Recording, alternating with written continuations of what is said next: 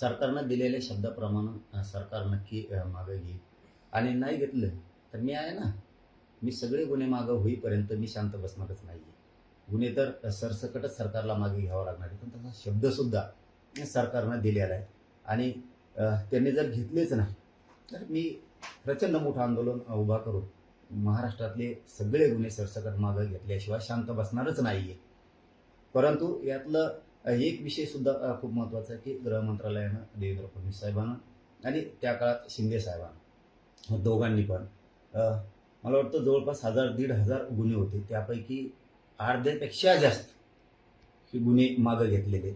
एक जर गोष्ट लक्षात घेतली तर सरकार एक गुन्हासुद्धा साधा मागे घेत नाही. परंतु मी त्यांच्यावरती सातत्यानं आंदोलन करून करून मराठा समाजावरचे अर्ध्यापेक्षाही जास्त गुन्हे मागे घ्यायला लावले. जवळपास 800-850 पेक्षा जास्त गुन्हे वापस घ्यायला लावलेत. राहिलेले सुद्धा मी सगळे गुन्हे माघारी घ्यायला लावणार आहे.